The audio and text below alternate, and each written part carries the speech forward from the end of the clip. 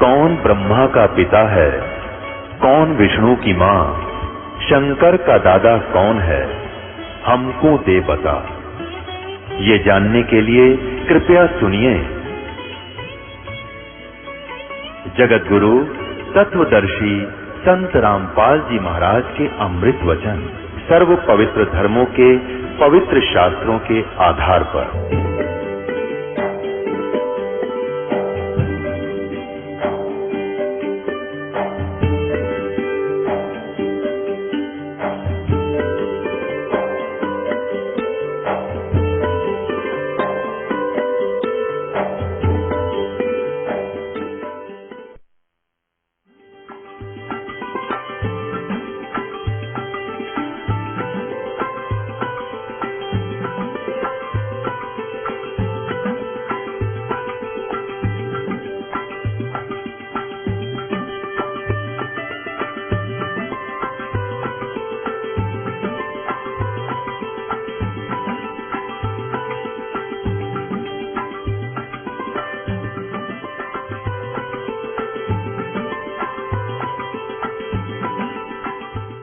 चालीसवें अध्याय के यजुर्वेद के 70वें मंत्र में स्पष्ट कर दिया है कि मैं तो ब्रह्म हूँ और मेरा आकाश में यानी ब्रह्मलोक में रहता हूँ, और वो परमात्मा पूर्ण परमात्मा तो प्रोक्ष है, गुप्त है।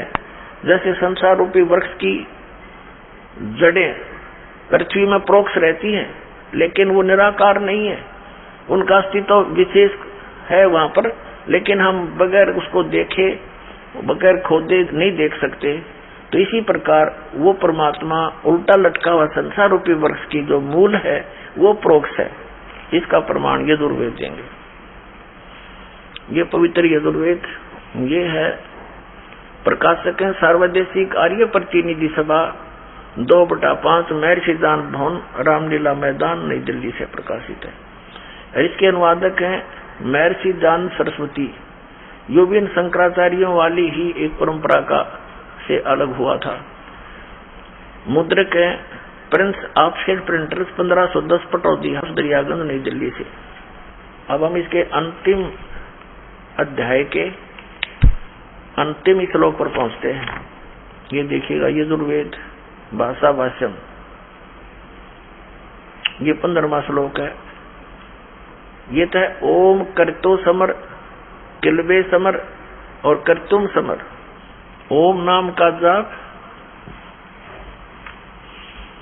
ये है वायु अनिलम अमृतम अथिदम भस्मांतम शरीरम। ओम कर्तो समर किलबे समर और कर्तुम समर। अब यहाँ क्या बताया, इसका अनुवाद क्या है इस महर्षि दानंद ने। इस महर्षि दानंद ने इसका अनुवाद किया। हे कर्म करने वाले जीव, तू शरीर छूटते समय ओम इस नाम वाच्य ईश्वर को स्मरण कर, नोट ओम को। अब वेद तो सीधा बता रहे हैं कि ओम करतो समर, ओम नाम का जाप काम करते करते स्मरण कर, कर्तुम समर यानी अपने मनुष्य जीवन का एक विशेष कर्तव्य जानकर ओम नाम का स्मरण कर, और किलबे समर विशेष कसक के साथ उसकी सिमरण कर। और ये क्या कह रहा है कि ओम का सिमरण नहीं करना, अनुवाद करता गलत अनुवाद कर रहा है। केवल जिसका ओम नाम है उसका स्मरण कर, नोट ओम का, यानी मंत्र जाप के विरोधी था अनुवाद करता। देखिएगा इसे स्पष्ट है। हे कर्म करने वाले जीव, इसका अर्थ बनता है ओम का कर्म करतो, करतो माने कर्म करने वाले जीव, यानी काम करते करते समर सिमरण कर, किलबे माने विशेष कसक के साथ सिमरण कर, कर्तुम माने परम कर्तव्य दान कर मनुष्य जीवन का, इस ओम का स्मरण कर। ये क्या कहता है, हे कर्म करने वाले जीव तू शरीर छूटते समय ओम, ओम ये ब्रैकेट में लिख दिया इसने, और इसका अर्थ नहीं किया बल्कि कह दिया जिस इस नाम वाच्य ईश्वर को। यह लिखना था ओम का स्मरण कर और अपने सामर्थ्य के लिए परमात्मा और उसके स्वरूप का स्मरण कर। ये तो इसकी अपनी बकवाद है, बाकी वास्तविकता कुछ सच्चाई आप दास ने आपको बताया जिसका अनुवाद ये बनता। अब देखना हम जो प्रसंग है वो लेंगे। अब ये वही 44 अध्याय है, 40वां अध्याय, ये यजुर्वेद का 40वां अध्याय आपने देख लिया। और इसके हम 70वें श्लोक को अब देखेंगे। इसमें लिखा है, इसमें अनुवाद इसने सही किया है, हे मनुष्यों, जिस ज्योति स्वरूप रक्षक मुझ से अविनाशी यथार्थ कारण के आच्छादित मुख के तुल्य उत्तम अंग का प्रकाश किया जाता है, जो वह प्राण व सूर्य मंडल में पूर्ण परमात्मा है, वह तो परोक्ष रूप, वो तो परोक्ष रूप है, गुप्त है। और अहम मैं खम्ब माने आकाश में ब्रह्म, अहम खम ब्रह्म, इसने तो गलत अनुवाद किया है, सबसे गुण कर्म स्वरूप करके अधिक हूँ, ओम सबका रक्षक जो मैं हूँ, उसका ओम ऐसा नाम जानो। यहाँ ओम भी लिख दिया, शर्मा गए बार ओम ऐसा नाम जानो। इसने ओम से कोई लिंक नहीं रखा। अब इसका मूल संस्कार देखिए, इसमें लिखा है आदित्य पुरुष है स असौ, ये स असौ अहम, ये कहता वेद ज्ञान दाता अहम मैं, मेरा ओम नाम है, खम ब्रह्म मैं जो ब्रह्म हूँ, अहम मैं ब्रह्म, खम माने आकाश में रहता हूँ, और मेरा तो ओम नाम है। ये ओम नाम है, आकाश में रहता हूँ, यानी दिव्य आकाश में रहता हूँ, ब्रह्मलोक में रहता हूँ, मेरा ओम नाम है, मैं ब्रह्म हूँ। और वो परमात्मा तो प्रोक्ष है, वो तो गुप्त है। उसके विषय में तो 40वें अध्याय के देखिएगा, इसी 40वें अध्याय के यजुर्वेद के 10 से लेकर 12 तक स्पष्ट किया है, 13 तक। ये 44वां अध्याय और 10वां श्लोक है, मंत्र है। इसमें क्या कहा है, इसने जैसा अनुवाद किया है फिर भी बहुत स्पष्ट हो गया है। छुपाने की चेष्टाएं बहुत की है इन्होंने, क्योंकि इनको ज्ञान नहीं था। हे मनुष्यों, जैसे हम लोग मेधावी धीराणा माने मेधावी योगी विद्वानों से वचन, जो वचन सुनते हैं, धीराणा माने तत्वदर्शी संतों से जो वचन सुनते हैं, वे जो लोग हमारे प्रति व्याख्यान पूर्वक कहते हैं, विस्तार से कहते हैं, वे लोग, देखो यहां इसने फिर गड़बड़ कर दिया। असंभवात माने उत्पन्न नहीं होना, असंभवात माने उत्पन्न नहीं होने वाले, और संभवात माने उत्पन्न होने वाले। यहां लिखना था कोई तो वे हमारे तरीके के लिए बताते हैं, असंभवात माने जन्म लेने वाला, उत्पन्न होने वाला से और ही कार्य व फल कहते हैं, और संभवात माने उत्पन्न, असंभवात उत्पन्न नहीं होने वाले कारण से अन्यत और कहते हैं। इस बात को भी तुम सुनो। इसने दड़ंगाकरण का ठेका ले रखा था अनुवाद का। इसका सीधा सा अर्थ है, वेद ज्ञानदाता कहता ये ब्रह्म सरपुरुष के जो कोई तो परमात्मा को उत्पन्न होने वाला कहते हैं, और अन्य कहते हैं वो कभी जन्म लेता ही नहीं, और कहते इसकी जानकारी वो तत्वदर्शी संत बतावेंगे, उन ते सुनो।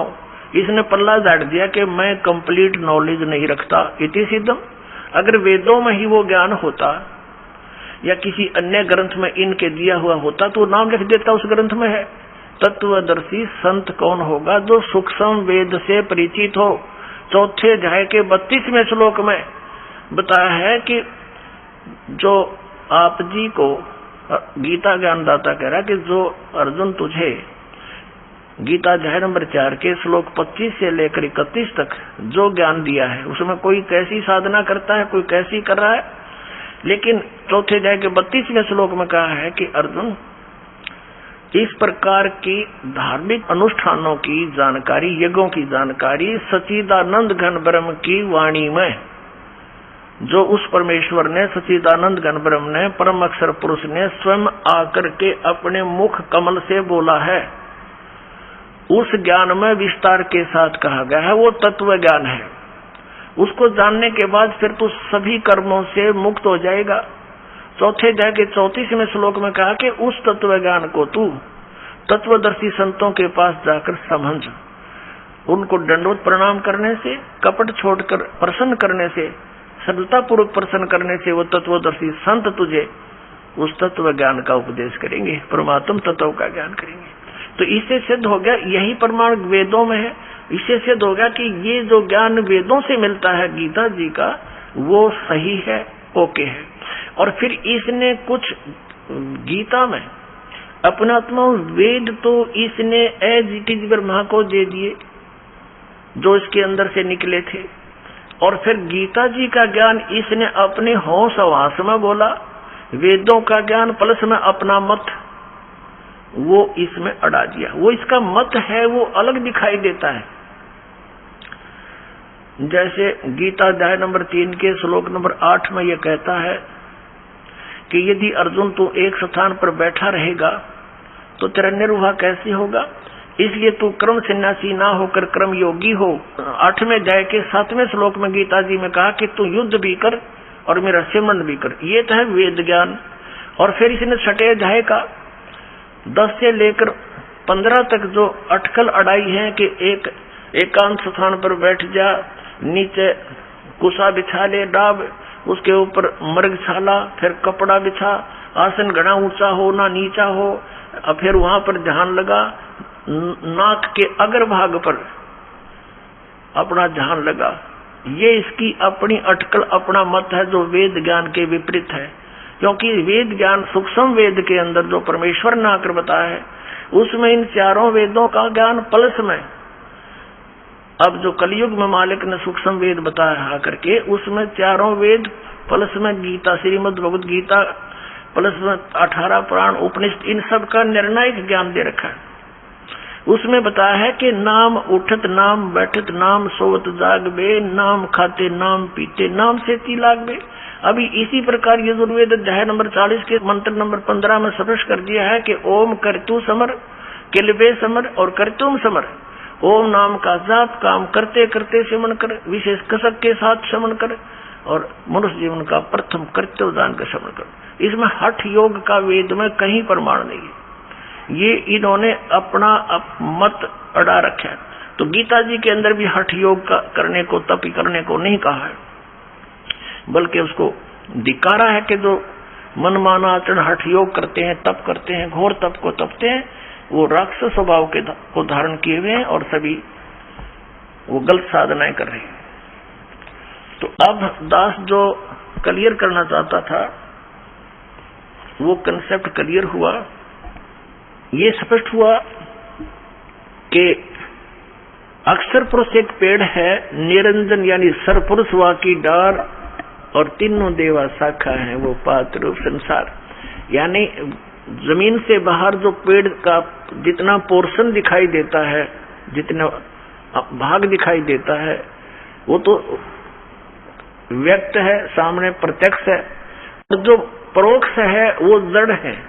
तो उल्टे लटके हुए संसार रूपी वृक्ष का जो तीनों लोकों में प्रवेश करके सबका धारण पोषण करता है, वो परम अक्षर पुरुष है, वो परोक्ष है, वो गुप्त है, वो ऊपर के ब्रह्मांडों में है, सतलोक में, अलखलोक, अगमलोक और फिर अकह लोक। वो ऊपर की जड़ है, वो मूल स्थान है, वो शाश्वत स्थान है, सनातन परम धाम है। अब हम अपने प्रसंग पर आते हैं कि हमारे लिए जो सदग्रंथ हमें मान्य हैं वो हैं ये पांचों वेद, प्लस में श्रीमद् भगवत गीता। ये तो हमारे हैं पूजा की विधि के, जिनमें जो हमारी वे ऑफ वर्शिप, पूजा का मार्ग, पूजा की विधि लिखी है वो हमें मान्य है। इसके अतिरिक्त यदि कोई मंत्र जाप कोई करता है तो वो गलत है, वो शास्त्र विधि को त्याग कर मनमाना आचरण है। रही पवित्र पुराणों की बात, ये इस तत्व ज्ञान को समझने में सहयोगी हैं जो परमात्मा ने स्वयं आकर के जो सूक्ष्म वेद में जानकारी दी थी आज से 600 वर्ष पहले।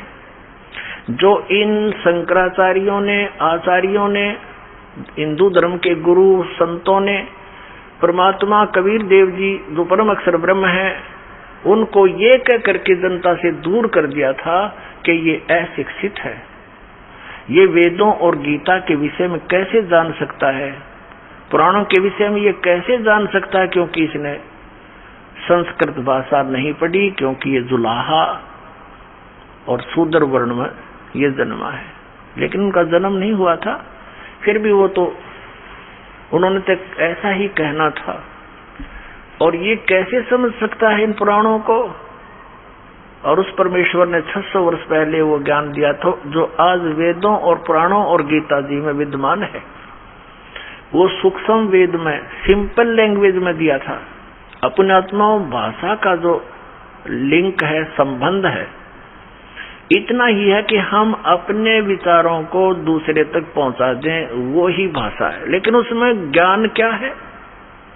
अब जैसे ये संस्कृत और व्याकरण के ज्ञाता,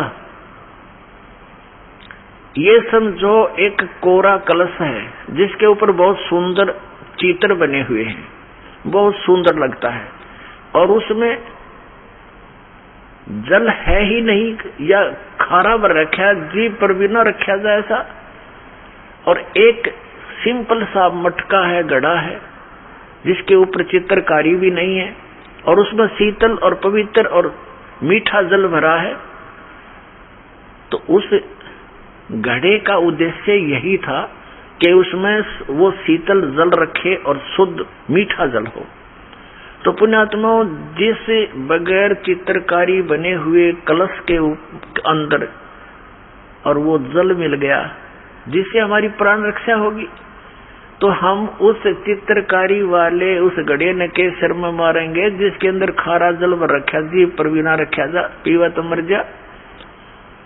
तो इन जो आचार्यों का और संस्कृत के वेदों का यही कहना था कि कबीर जी संस्कृत नहीं जानता, इसने व्याकरण भी ना बोलनी आती, अपनी लैंग्वेज की भी भाषा को यो कुछ ही बोल रहा है,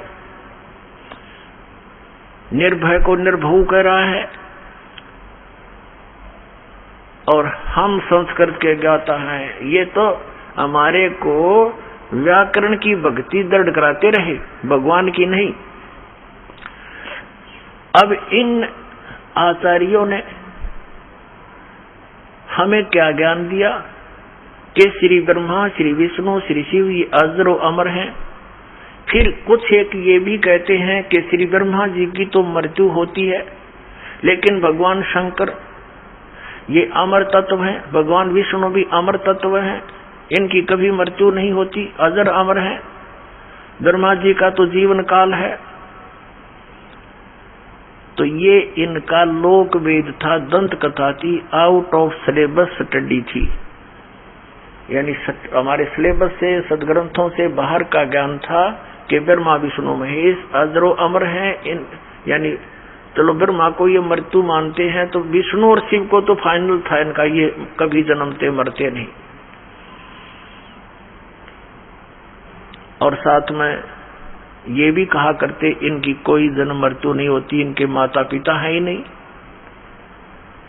तो ये दंत कथा, लोक वेद कोरी बकवाद थी इनकी, जबकि इन महापुरुषों के जीवनी में लिखा है कि इनकी जन्म मृत्यु होती है। स्वीकार करते हमारा तो जन्म और मृत्यु होता है, अपनी माता का भी नाम लिखा है देवी पुराण में। तो क्या ये आचार्य और ये शंकराचार्य पुराणों से परिचित थे? अगर ये पुराणों से परिचित होते तो ये कथा सुनाते नहीं, ये कथा सुनाते जो पुराणों में लिखी है कि ब्रह्मा विष्णु महेश के माता पिता हैं। और 2500 से भी ऊपर वर्ष हो गए, आज 2520 वर्ष हो गए इस पवित्र हिंदू धर्म के प्रचारकों को प्रचार करते हुए। और वैसे तो 5500 वर्ष हो गए इन पवित्र सदग्रंथों को लिपिबद्ध हुए को, और आज तक ये आचार्य मंडलेश्वर हमें नहीं बता सके यथार्थ ज्ञान क्या लिखा है इन पवित्र पुराणों में, पवित्र वेदों में, पवित्र श्रीमद् भगवद गीता में।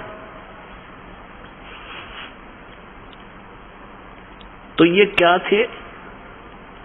इन्हीं की एक पुस्तक है शंकराचार्यों की, वो दिखाते हैं।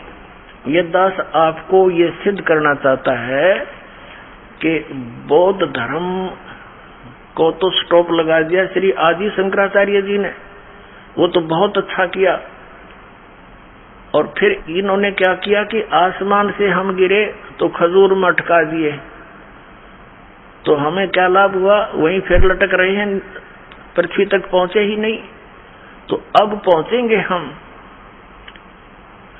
अब देखिएगा, ये आदि शंकराचार्य जी द्वारा लिखे गए 5 ग्रंथों का एक समूह है। इसका नाम लिखा है शांकर पंचम। आदि शंकराचार्य विरचित है पंच ग्रंथानाम संग्रह। आद्य शंकराचार्य द्वारा 5 ग्रंथों का संग्रह इसके अंदर है, इसलिए शांकर पंचम इसका नाम रखा गया है। ये आदि शंकराचार्य थे और इसका अनुवाद किसने किया है? जगत गुरु शंकराचार्य श्री स्वरूपानंद जी सरस्वती महाराज द्वारा किया गया, व्याख्याकार इसके अनुवादक हैं। ये केवल अनुवादक हैं। और ये कहां से छपी है ये देखिएगा। ज्योतिष पीठाधीश्वर, द्वारका पीठाधीश्वर जगत गुरु शंकराचार्य श्री स्वरूपानंद सरस्वती स्वामी पादही प्रणीतया शंकर सप्रिया, हिंदी टीका सहित। प्रकाशक है शारदा पीठ, प्रकाशनम, द्वारका, जामनगर, गुजरात 361-335 का कोई नंबर, कोड नंबर होगा। ये यहाँ से छपी है। Shri Mata computers private limited 20/7/125 Kedar घाट वाराणसी, ये इनके दूरभाष नंबर। इसके 135 पृष्ठ पर दिखाते हैं आपको। ये है 135 पृष्ठ, नीचे इसके पृष्ठ नंबर संख्या लिखी। 135 पृष्ठ पे क्या लिखा है? ये आदि शंकराचार्य के द्वारा बोले गए श्लोक और लिखे गए लिपिबद्ध किए गए। 29 नंबर श्लोक में कहा है, इसमें ये श्री मणि रत्नमाला नामक अध्याय यानी कोई बुक इसके अंदर है, उसके 135 पृष्ठ पर 29वें श्लोक में कहा है कि सबसे बड़ा पशु कौन है? जिसने शास्त्रों का अध्ययन किया हो और फिर भी वह धर्म का आचरण नहीं करता हो और न ही उसको आत्म स्वरूप का ज्ञान हो, वह सबसे बड़ा पशु है। अब आप फैसला कर लियो सबसे बड़े पशु कौन है। अब जो पवित्र 4 वेदों में, पवित्र श्रीमद् भगवद गीता और पवित्र 18 पुराणों में जो कुछ लिखा है और जो इनको नित्य पढ़ते हैं, उन्होंने इनको पढ़ा लेकिन उसके अनुसरण नहीं किया, उस ज्ञान को आधार नहीं माना, तो इससे यही वचन सिद्ध होता है कि सबसे बड़ा पशु वो है जिसने सदग्रंथों को पढ़ा और धर्म का आचरण नहीं करता, यानी शास्त्र विधि त्यागकर मनमाना आचरण करता है, वो सबसे बड़ा पशु है। और इनका जो ज्ञान है, अब हम प्रसंग पर चल रहे हैं कि आदि शंकराचार्य जी ने, ये तो अभी तक दास ने आपको ये बताने की चेष्टा की है कि हमारे लिए कौन से सदग्रंथ हैं जिनको हम आधार मानकर अध्यात्म ज्ञान को समझें, सुलझाएं। उसके लिए आप जी को बता दिया 5 वेद, एक सूक्ष्म वेद और 4 वेद, ये वेल नोन आपके पास है ही। और पवित्र श्रीमद् भगवद गीता का वो ज्ञान जो वेदों से मिलता है, और साथ में 18 पुराणों का केवल यही सहयोग लेना है कि जो परमेश्वर ने 600 वर्ष पहले बोला था और आज वो पुराणों में लिपिबद्ध है, बस इतना काम है इन पुराणों से हमारा, और ज्यादा लिंक नहीं है। इसमें कुछ भी जो कुछ भी घटनाएं हैं वो सत्य हैं या असत्य हैं, इससे हम कोई संबंध नहीं रखेंगे।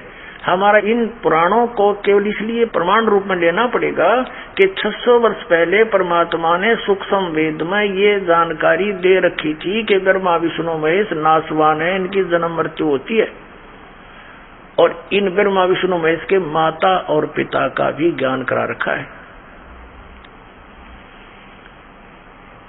धर्मदास ये जग बोरा न कोई न जाने पद निर्वाणा, यही कारण मैं कथा पसारा, सबसे कहिए वो राम नियारा।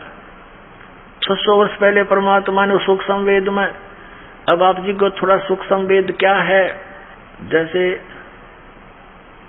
शंकराचार्य जी ने एक मठ आमनाय महानुशासनम नामक एक पुस्तक की रचना की थी, जिसमें इन मठों के ऊपर बैठने वाले मठाधीशों के लिए गाइडलाइन दे रखे हैं को ऐसा आचरण करें। उसमें ये लिखा है कि एक सूक्ष्म वेद है। तो इन शंकराचार्यों से कोई पूछता है कि वो सूक्ष्म वेद क्या है, कोई तो कहता है कि वो महाभारत है 5वां वेद। अरे महाभारत में तो निरानाश करवाया उसने, पढ़ कहता आदमी वो भी जो है ना कति अज्ञानी हो जावे। ऐसे आचरण महापुरुषों के। द्रौपदी का चीरहरण हो रहा था, भीष्म पिता में द्रोणाचार्य कर्ण जैसे योद्धा वहां बैठे और ये द्रोणाचार्य उनके गुरु बैठे और बैठे बैठे देख रहे हैं, कुछ भी नहीं बोले, खड़े होकर ये भी नहीं कहा तू क्या कर रहा है नालायक व्यक्ति। एक बड़ी सभा में एक औरत को नंगा कर रहा है, तो क्या वो नेक व्यक्ति हो सकते हैं? एक विदुर थे भगत बीज, खड़ा होकर कहा था कि विदुर कहे ये बंधु थारा, ये तुम्हारे भाई हैं और किसकी बेइज्जती कर रहे हो तुम? अपनी बहू की आप ही बेइज्जती कर रहे हो, कुछ तो शर्म करो। विदुर कहे ये बंधु थारा, एक कै कुल एक कै परिवारा। विदुर के मुख पर लगा थपेड़ा, तू तो है पांडवों का चेहरा। कहते हैं तू तो, जब दुशासन ने अपने चाचा के थप्पड़ मार दिया और ये शब्द बोले कि तू तो पांडवों का चमचा है, कहते हैं तू तो है बांदी का जाया, और वहां भीष्म द्रोण और कर्ण मुस्काया। ये महाभारत 5वां वेद हो सकता है। कहते हैं जब उस दुशासन ने अपने चाचा को कहा कि तू तो बांदी से उत्पन्न हुआ, इसलिए हीन भावना रखता, तू क्षत्रिय नहीं है, तू तो बांदी का जाया, तू तो है बांदी का जाया, इसलिए तू यही बात कहेगा। और वो कह रहा कितनी न्याय की बात कि तुम किसकी बेइज्जती कर रहे हो? अपने ही परिवार की बहू को अपनी बेइज्जती कर रहे हो, कल को लोग क्या कहेंगे? अपनी बेइज्जती आप ही की तुमने। अब वो कितनी महान बात कही थी। उसको कहा तू तो है बांदी का जाया और तू तो पांडवों का चमचा है, इन्हीं का चेला, इन्हीं की ओर बोलता है। वहां पर भीष्म कर्ण और द्रोण मुस्काया, वहां दांदरे का डन लाग गए और खड़ा हो गई। ये कहना चाहिए था खबरदार, अगर एक उनमें से 3 महापुरुषों में से एक भी खड़ा होकर ये कह देता कि खबरदार इस लड़की का हाथ लगा दुर्योधन, हमसे बुरा नहीं होगा। हिम्मत नहीं थी दुर्योधन की, उनको पता था कि कितने सूरवीर हैं, लेकिन वह फेल हो गए वहां पर। और एक नंगे होते औरत को देख रहे हैं, नहीं तो विदुर उठ कर चला गया था उसी समय। एक असली पंचायती का ये होता है कर्म धर्म कि सच्ची बात कहे, नहीं मानो तो सभा छोड़कर चला जाना चाहिए। तो इनको उठकर चला जाना चाहिए था, भीष्म पितामह और द्रोणाचार्य और कर्ण को, गुरु जी को।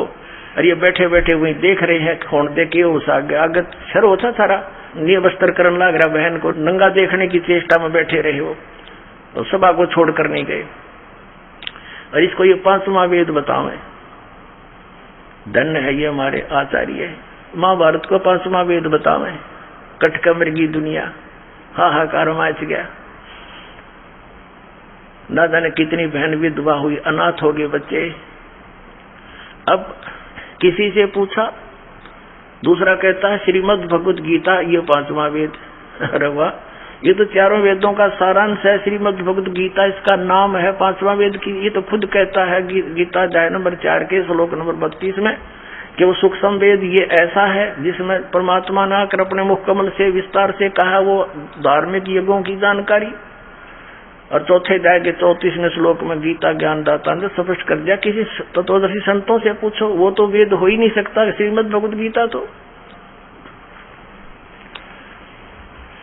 अपने आत्माओं, वो 5वां वेद कौन सा है? वो सूक्ष्म वेद क्या है? श्रीमद् भगवत गीता अध्याय नंबर 4 के श्लोक नंबर 25 से लेकर 30 तक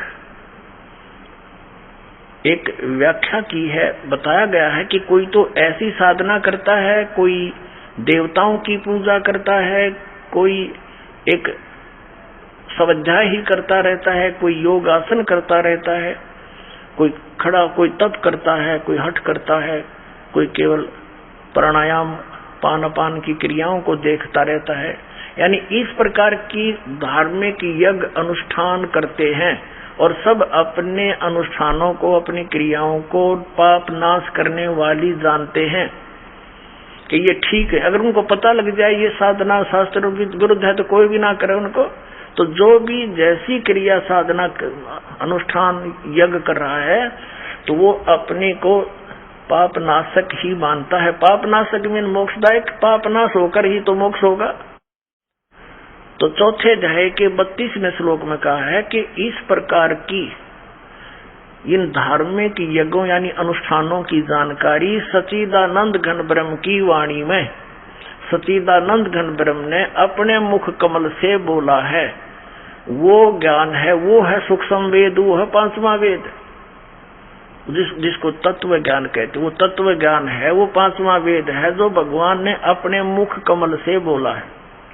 अपने आत्मा परमात्मा ने 600 वर्ष पहले आकर के ये ज्ञान दिया था, जो इन केवल संस्कृत के ज्ञाताओं ने ये कह करके फेल कर दिया था कि कबीर क्या जाने, ये दुल्हा है, दानक है, संस्कृत इसको किसी ने पढ़ाया नहीं। ब्राह्मणों के पास फिरा, उनको मना कर दिया शूद्र होने के नाते, तो वो सदग्रंथों को ना समझकर ऊट पटांग बोलने लग गया। इन ब्राह्मणों ने काट दी टाट हमारी सारी बकवाद गढ़ रखी, सदग्रंथों के विपरीत ज्ञान सुना दिया। ये शंकराचार्य जितने भी सरस्वती और ये जितने भी आश्रम अपना ये कहते हैं सन्यासी गिरिपुरी, ये सभी ब्राह्मण वर्ग से ही थे। और पुण्यात्मा ब्राह्मण कोई जाति नहीं है।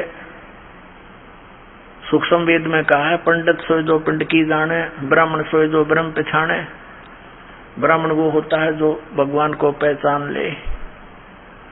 और दूसरी भाषा में हमारे यहाँ जो परंपरागत उस व्यवस्था में पंडित मानते हैं विद्वान पुरुष को, जिसने काशी विद्यापीठ में जो है ना से शिक्षा ग्रहण कर ली, वो पंडित बन गया किसी एक विषय का। मेरे पूज्य गुरुदेव जी इस परंपरागत ब्राह्मण वर्ण में जन्मे थे, लेकिन वो कभी अपने आप को पंडित नहीं कहते थे। मेरे दादा गुरुजी जाट कुल में जन्मे थे, गांव छावला, दिल्ली के अंदर नजफगढ़ के पास गांव छावला है, जाट जाति में जन्मे थे। 16 वर्ष की आयु में घर त्याग कर एक संत कबीरपंथी यानी गरीबदासी संत की प्रेरणा पाकर के घर त्याग कर चले गए थे, खेतों से ही भाग गए थे। और उसने देखा, उस गुरुदेव ने, हमारे जो दादा गुरुजी थे, उसने देखा कि लड़का बहुत होनहार है, उसको काशी विद्यापीठ में पढ़ने के लिए भेज दिया। वहां से वो 4 विषय के आचार्य बन गए। उनको पंडित चिदानंद नाम से जाना जाता था। अब हरियाणा में जिला सोनीपत खरखौदा के पास एक छोटा सा गांव है गोपालपुर। उस गोपालपुर गांव के अंदर पंडित चिदानंद नाम से हमारे परदादा गुरुजी का आश्रम है। अब दास ये समझाना चाहता है कदे कोई ब्राह्मण चंगर गया कि ये तो सारे ब्राह्मणों ने ऐसा कह रहा ना, उन ब्राह्मणों को नहीं, वो हमारे पूज्य गुरुदेव जी ब्राह्मण थे, लेकिन वो पंडित नहीं कहते थे अपने आप को। वो कहते थे नहीं, हम तो संत हैं, हमें मार्ग समझ में आ गया है। लेकिन हमारे दादा गुरुजी को जो जाट होते हुए पंडित कहलाए, तो इस दृष्टिकोण से उन पंडितों के लिए दास कह रहा है जिन्होंने गुरु पद प्राप्त करके और कई विषयों के आचार्य भी बन गए, पंडित कहलाए और सदग्रंथों से परिचित नहीं हो पाए। तो श्री शंकराचार्य जी के वचनानुसार सबसे बड़ा पशु कौन है, ये वो आप ही फैसला करना। अब आपको दिखाते हैं श्रीमद् भगवद गीता के वो श्लोक जिसमें सूक्ष्म वेद की जानकारी है। ये है श्रीमद् भगवद गीता और इसके अनुवादक हैं जयदयाल गोविंद का, गीता प्रेस गोरखपुर से प्रकाशित है ये। इसके चौथे अध्याय के हम 32 चौथे अध्याय के 25 से लेकर ये देखिएगा। अब ये है श्रीमद् भगवद गीता अध्याय नंबर 4 का, और श्लोक नंबर 25 से लेकर 34 तक आपको निर्णय करके देंगे कि वो सूक्ष्म वेद यानी 5वां वेद क्या है। देखिए ये 25 नंबर श्लोक में क्या कहा है कि अपरे यानी अन्य योगीजन यानी साधक देवताओं के पूजन रूप यज्ञ का ही भली भांति अनुष्ठान किया करते हैं, और अन्य यानी दूसरे ब्रह्म अग्नौ पर ब्रह्म नहीं, ब्रह्म यानी ब्रह्म तक की ही साधना करते, इसका अर्थ ये है। और कुछ आत्म रूप यज्ञ का हवन करते हैं, को अपनी आत्मा को देखने में ही अपनी आत्मा देखो इतना ही जानते हैं।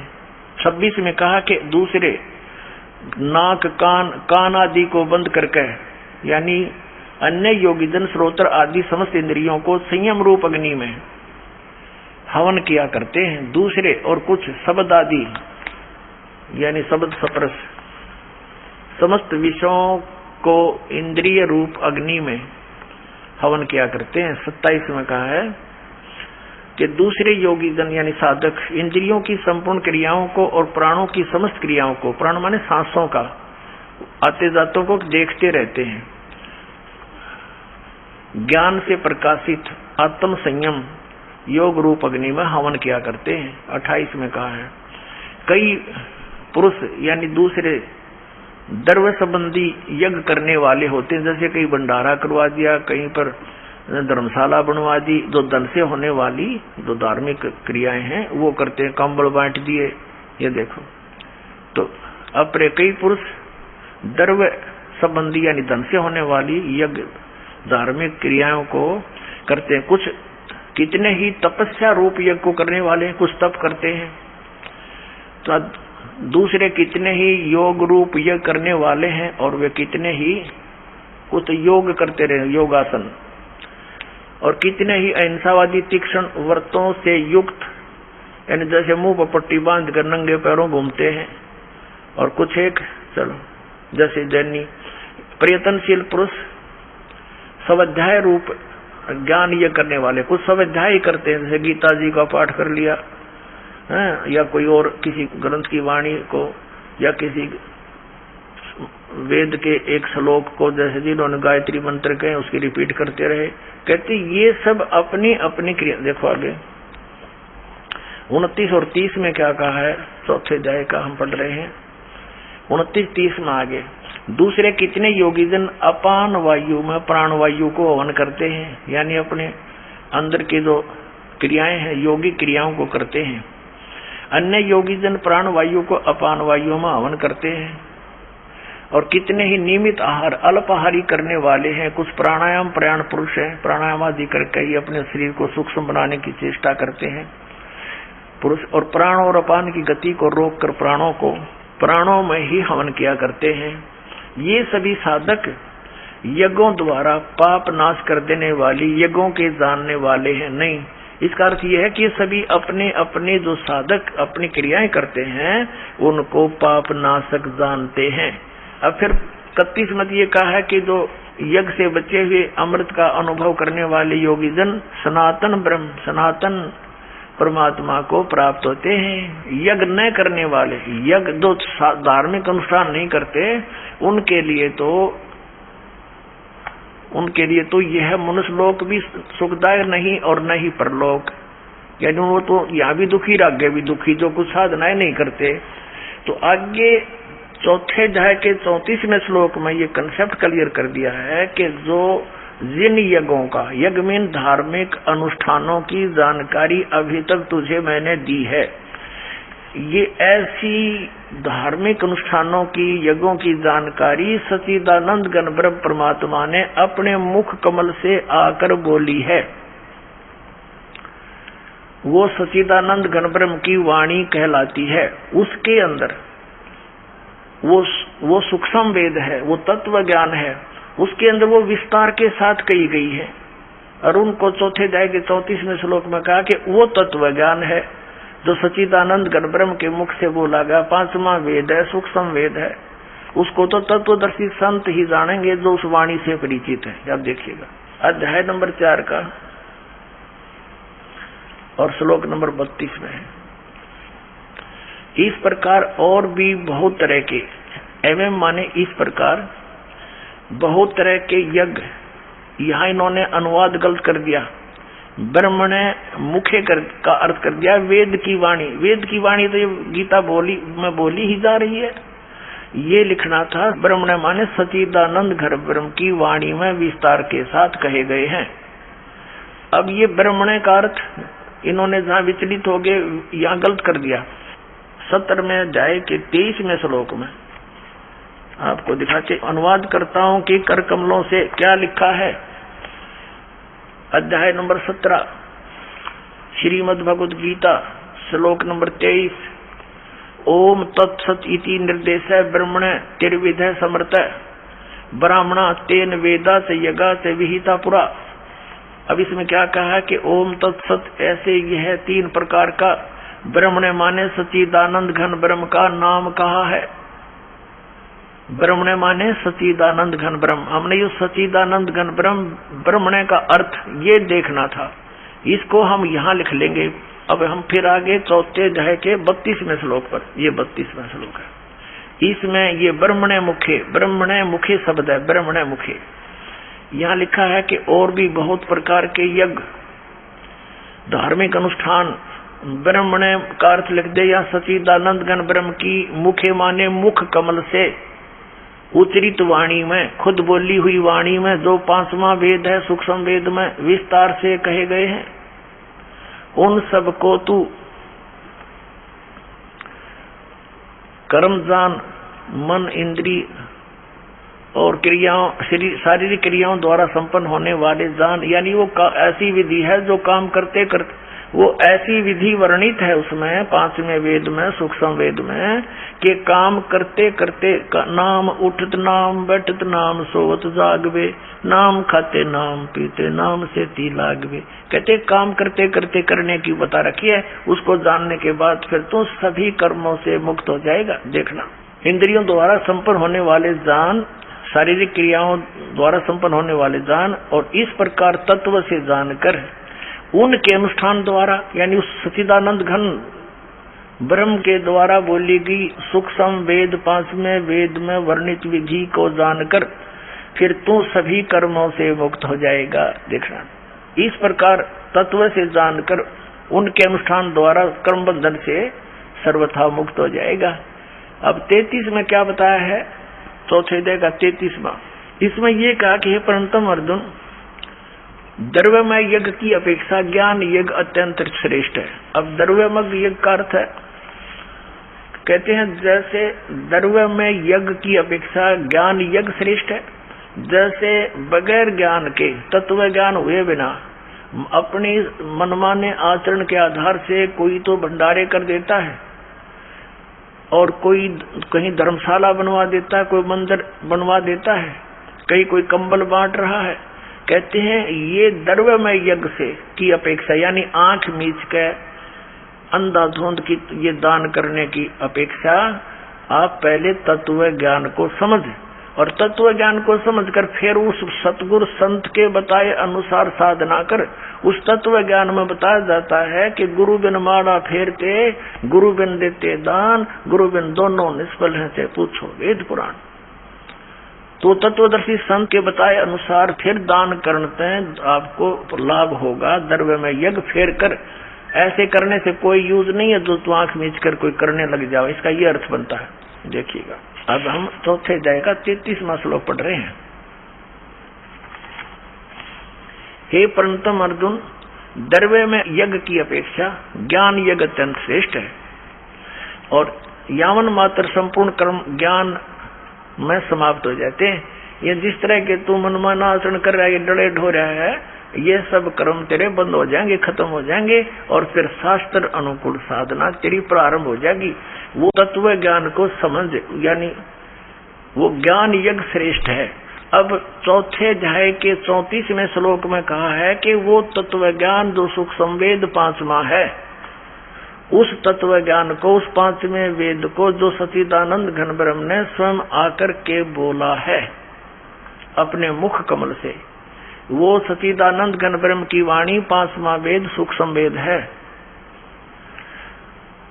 और उसमें बड़े विस्तार के साथ धार्मिक अनुष्ठानों की जानकारी दी है। वो तत्व ज्ञान है। उस तत्व ज्ञान को तू तत्वदर्शी संतों के पास जाकर समझ देखना। चौथे अध्याय के 34वें श्लोक में, चौथे अध्याय का ये 34वां श्लोक है। उस ज्ञान को, कौन से ज्ञान को? जो सच्चिदानंद घन ब्रह्म ने अपने मुख कमल से बोला है, सच्चिदानंद घन ब्रह्म की वाणी में पांचवा वेद है, उस तत्व ज्ञान को तू तत्वदर्शी ज्ञानियों के पास जाकर समझ, उनको भली भांति दंडोत प्रणाम करने से और उनकी सेवा करने और कपट छोड़कर सरलता पूर्वक प्रसन्न करने से वे परमात्म तत्व को तत्वदर्शी न है, तत्वदर्शी संत तत्वदर्शी न है, भली भांति परमात्म तत्व को यानी तत्वदर्शी संत ज्ञानी महात्मा तुझे तत्व ज्ञान का उपदेश करेंगे। अपने आत्मा इन आचार्य नर शंकराचार्यों ने कख भी पता नहीं अध्यात्म मार्ग का, और 2500 वर्ष से हमें फिर गुमराह करके हमें खजूर पर टांग कर चले गए। इनसे कोई पूछता है कि परमात्मा साकार है व निराकार, तो ये बताते हैं परमात्मा निराकार भी है साकार भी है। अरे भले आदमी, तुमने वेद पढ़े? फिर इनसे पूछ ले संस्कृत में, तो चारों वेदों के इनको मंत्र याद पा जाएंगे। गीता जी भी घोट रखी होगी संस्कृत के अंदर, और इनको वेदों का कख भी पता नहीं। यदि ये वेदों से परिचित होते, क्या शब्द बोलते कि परमात्मा निराकार है? कहते हैं वहां वो से तो निराकार है, दूसरे शब्दों में ये डिफाइन करते हैं। और जब यहाँ जन्म आता है ना, प्रकट होता है, जन्म लेकर, जैसे राम श्री कृष्ण विष्णु को कहते हैं ये परब्रह्म के अवतार है, ये तो वो साकार है। अरे वेद बताते हैं वो साकार है, परमात्मा नर आकार है, मनुष्य दृश्य सतलोक में रहता है। तो क्या इन आचार्यों को और शंकराचार्यों को वेद ज्ञान था? इनको पुराणों का ज्ञान नहीं, वेद तो बहुत दूर की बातें हैं। इनको श्रीमद् भगवद गीता का ज्ञान नहीं। अगर इनको ज्ञान होता तो ये कहते कि जैसे इनसे कोई प्रश्न करता है कि गीता ज्ञान दाता 18वें अध्याय के 62वें श्लोक में अपने से अन्य किस परमेश्वर की शरण में जाने को कह रहे हैं, वह परमेश्वर कौन है? तो ये क्या कहते हैं? पहले तो संस्कृत बोल लेंगे, संस्कृत भी पूरी बोल देंगे, अनुवाद भी सही कर देंगे, फिर कहते हैं वो तो अपने ही बारे में कह रहे हैं। कमाल के आदमी हो तुम।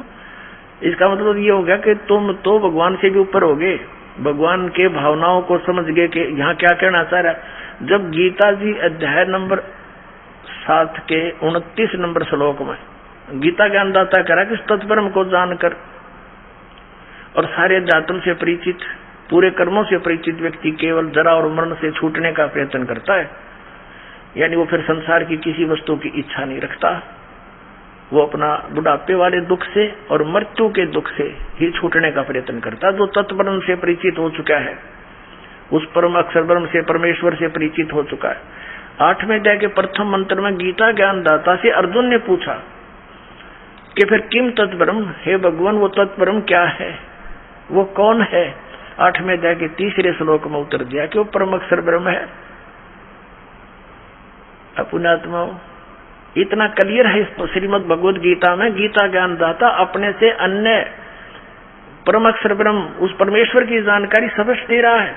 और गीता जी अध्याय नंबर 8 के श्लोक नंबर 5 और 7 में गीता ज्ञानदाता कहता है, मेरी भक्ति कर, युद्ध भी कर और मुझे ही प्राप्त होगा, तुझ चिंता ना कर। क्योंकि ये नियम है कि जो अंश में जिसके विभाव में भावित रहता है, जिस पर आश्रित रहता है, जहाँ आशा तहाँ बासा हुई, वही उसी के पास जाता है। 8वें जाके 5 और 7 में तो गीता ज्ञानदाता अपने विषय में करा कि मेरी भक्ति करेगा तो मुझे प्राप्त होगा। और 8वें अध्याय के गीता जी के 8, 9, 10 श्लोक में उस परम अक्षर ब्रह्म देव पुरुष की तरफ संकेत कर रहा है कि उसकी भक्ति करेगा तो उसको प्राप्त हो जाएगा। क्लियर हो गए दो अलग अलग। और ये कहते हैं अपने ही बारे में बोल रहा है कि उन्हें श्री कृष्ण से ऊपर कोई भगवान नहीं दिखाई देता, इनके आध्यात्मिक नेत्रहीन थे ये। परमात्मा ने कहा था कि मोती मुक्ता दर्शत नाई, ये जगह सब अंधरे, दिक्कत के तो नैन चश्म इनका फिरा मोतिया बंदरे। ये दिखे तो बड़े विद्वान मंडलेश्वर शंकराचार्य आचार्य बड़े विद्वान संस्कृत घोट कर सुना दे सिख देव की तरह। और अब ये इनका ज्ञान देख लो कैसा समझे, न वेदों और पुराणों को कैसा आचरण धर्म का कर रहे हैं ये। अब यहाँ स्पष्ट कर रखा है गीता ज्ञान दाता अपने विषय में तो 2 श्लोकों में स्पष्ट करा कि मेरी भक्ति करेगा तो मुझे प्राप्त होगा, और उस सच्चिदानंद घन ब्रह्म यानी उस परम अक्षर ब्रह्म की भक्ति करेगा 8, 9, 10 श्लोक 8वें श्लोक अध्याय के में कहा है कि उसको प्राप्त हो जाएगा। अपनी साधना का मंत्र 8वें अध्याय के 13वें श्लोक में गीता ज्ञान दाता कहता ओम इति एकाक्षरम ब्रह्म व्यवहारण माम अनुस्मरण यह प्रयाति तदन देहम से याति परमाम गतिम। मुझ ब्रह्म का केवल एक ओम अक्षर है, अक्षर केवल यही अक्षर है। उच्चारण करता हुआ जो अंतिम श्वास तक इसका सिमरण करता हुआ शरीर छोड़कर जाता है तो वो परम गति को प्राप्त होता है। कौन सी परम गति को? जो ओम के जाप से प्राप्त होगी। वो क्या होगी? वो ब्रह्मलोक प्राप्ति होगी। आपको थोड़ा सा और हिंट देते हैं। श्रीमद देवी भागवत गीता प्रेस गोरखपुर से प्रकाशित है। इसमें श्री देवी जी हिमालय राजा को ज्ञान दे रही है और ब्रह्म के विषय में जानकारी दे रही है। वो कह रही है, देवी जी कह रही है कि सब पूजाएं को त्याग कर केवल एक ब्रह्म की पूजा करो, उसका ओम नाम है और वो ब्रह्म लोक में रहता है। और 8वें अध्याय के 16वें श्लोक में लिखा है कि ब्रह्म लोक पर्यंत भी गए हुए प्राणी वापस जन्म मृत्यु में रहते हैं। अब देखिएगा श्रीमद देवी भागवत यानी देवी पुराण गीता प्रेस गोरखपुर से प्रकाशित है। सचित्र मोटा टाइप, संपादक हनुमान प्रसाद पोदार चिमनलाल गोस्वामी। और ये कहाँ से छपी है? मुद्रक एवं प्रकाशक हैं गीता प्रेस गोरखपुर, गोविंद गुण कार्यालय कोलकाता का संस्थान। ये इनके फोन और फैक्स नंबर है। इसके 562 पृष्ठ पर पढ़ेंगे। ये देखिएगा संक्षिप्त देवी भागवत 7वां सकंद और 562 पृष्ठ पे देवी के द्वारा हिमालय को ज्ञानोपदेश और ब्रह्म स्वरूप का वर्णन। पहले तो इसने अपनी भक्ति बताई है लेकिन उसको भी खंडित कर दिया कि ये भी पूर्ण नहीं है। देवी जी कहें लगी पर्वतराज उस ब्रह्म का क्या स्वरूप है ये बतलाया जाता है, जो प्रकाश रूप सबके अत्यंत समीप में स्थित, हृदय रूप गुहा में स्थित होने के कारण गुहाचर नाम से प्रसिद्ध और महान पद अर्थात परम प्राप्य है।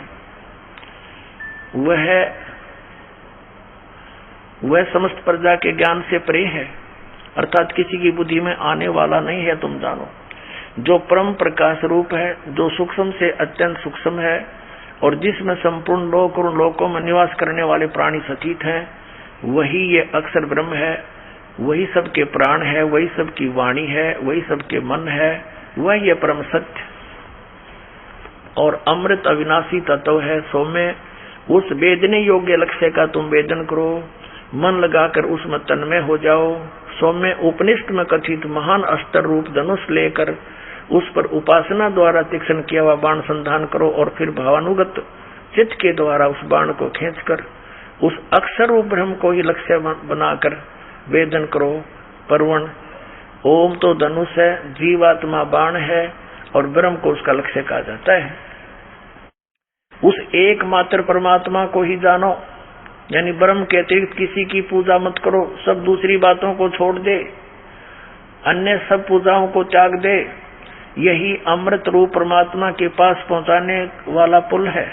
आगे देखो, इस आत्मा का ओम के जप के साथ ध्यान करो, इससे अज्ञान में अंधकार से सर्वथा परे और संसार समुद्र से उस पार जो ब्रह्म है उसको पा जाओगे, तुम्हारा कल्याण हो। यानी ओम नाम का जाप करने से ओम ब्रह्म का जाप है, इससे क्या कल्याण होगा, उसको पा जाओगे। वो कहाँ रहता है? वह ये 563 पृष्ठ पर हम पढ़ रहे हैं। वह यह सबका आत्मा ब्रह्म, ब्रह्मलोक रूप दिव्य आकाश में स्थित है। अब इति सिद्धम के ब्रह्म का जाप करने वाला ब्रह्मलोक में जाता है। गीता जी अध्याय नंबर 8 के श्लोक नंबर 13 में कहा है कि ओम इति एकाक्षरम ब्रह्म व्यवहारण मामुन समरण यह परियाति तजम देहम सयाति प्रमाम गतिम। यानी ब्रह्म ओम नाम से होने वाली जो परम गति है वो ब्रह्म लोक प्राप्ति है, ब्रह्म की साधना है। और 8वें अध्याय 16वें श्लोक में गीता जी में लिखा कि ब्रह्म लोक पर्यंत, ब्रह्म लोक में गए हुए प्राणी भी पुनरावृत्ति के अंदर उनका जन्म मृत्यु बना रहेगा। गीता ज्ञानदाता अपने विषय में कहता दूसरे अध्याय के 12वें श्लोक में और चौथे अध्याय के 5 और 9 श्लोक में, दूसरे 10वें अध्याय के दूसरे श्लोक में कि अर्जुन तेरे और मेरे बहुत जन्म हो चुके, तू नहीं जानता मैं जानता हूं। इससे सिद्ध है कि गीता ज्ञानदाता भी अविनाशी नहीं है, नाशवान है। इसकी पूजा साधना करने से भी जन्म मृत्यु रूपी दीर्घ रोग नष्ट नहीं हो सकता, शाश्वत स्थान प्राप्त नहीं हो सकता, जो 18वें अध्याय के 62वें श्लोक में वर्णित है, क्योंकि ये परमेश्वर नहीं है। इसलिए गीता ज्ञानदाता 7वें अध्याय के 18वें श्लोक में अपनी गति को, यानी ओम नाम के जाप से जो ब्रह्म प्राप्ति है उसको अनुत्तम कह रहा है। इस यानी घटिया है, जन्म मृत्यु का रोग कटे नहीं तो अपने आप अनुत्तम है, उसका क्या यूज। और इनसे कोई पूछता है नाचारियों से, मंडलेश्वरों से, कि गीता जी अध्याय नंबर 7 के श्लोक नंबर 18 में गीता ज्ञानदाता अपनी गति को अनुत्तम क्यों कह रहा है। ये कहते हैं यहाँ अनुत्तम का अर्थ जैसा तुम जानते हो वैसा नहीं, जिससे उत्तम और ना हो। अरे भले व्यक्ति हो, अनुत्तम के तुमने अर्थ बदल दिए, शब्दों के अनर्थ कर डाले। उत्तम माने श्रेष्ठ और अनुत्तम माने बोला जिस तो उत्तम और ना हो। ये व्याकरण बदल डाली इन लोगों ने। यदि इनकी बात को सत्य माने कि गीता ज्ञान दाता से श्रेष्ठ कोई भगवान नहीं है, तो ये इसका ये अनर्थ करते भी अच्छा लगते। अनुत्तम माने जिससे श्रेष्ठ कोई ना हो। ये तो खुद कहता है कि मेरे और तेरे तो बहुत जन्म हो लिए, तू भी जन्म मृत्यु में रहेगा। ब्रह्मलोक में गया हुआ प्राणी भी वापस जन्म मृत्यु में आता है। गीता जी अध्याय नंबर 15 के श्लोक नंबर 1 से 4 का सारांश है कि तत्वदर्शी संत जब मिल जावे उसके पश्चात परमेश्वर के उस परम पद की खोज करनी चाहिए जहां जाने के बाद साधक फिर लौटकर कभी संसार में नहीं आते। और जिस परमेश्वर ने सब ब्रह्मांडों की संसारों की वर्ष की रचना की है, जिसकी प्रवृत्ति विस्तार को प्राप्त हुई है, और उसी की मैं शरण हूं और किसी की पूजा नहीं करनी चाहिए। इसलिए 18वें अध्याय के 62वें श्लोक में कहता कि अर्जुन तू सर्वभाव से उस परमेश्वर की शरण में जा, उसकी कृपा से ही तू परम शांति को और सनातन परम धाम को प्राप्त होगा। और ये घुमा फिरा के श्री कृष्ण पहले छोड़े हैं कि अब अपने बारे में कह रहे हैं।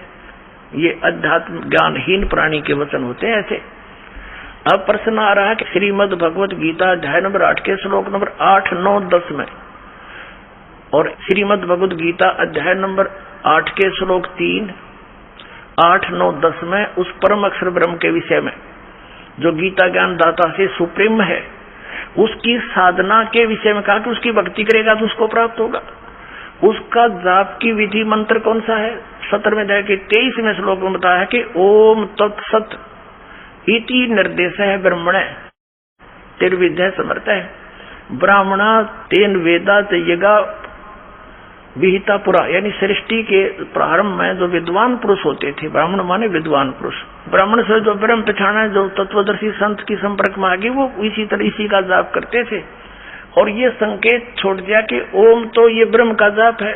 गीता जी अध्याय नंबर 15 के श्लोक नंबर 16 और 17 में 3 पुरुष है, सरपुरुष, अक्षर पुरुष और परम अक्षर पुरुष। परम अक्षर ब्रह्म कहो, तो इन तीनों के ही यहाँ जाप लिखे हैं। सरपुरुष का तो क्लियर लिख दिया ब्रह्म का, और अक्षर पुरुष यानी अक्षर ब्रह्म कहो, परम अक्षर पुरुष परम अक्षर ब्रह्म को, ये तत्व और सत्य सांकेतिक छोड़ दिए। गीता ज्ञान दाता को इनका पता ही नहीं, इसलिए कहता है ये तो तत्वदर्शी संत बताओगे, उनसे पूछो।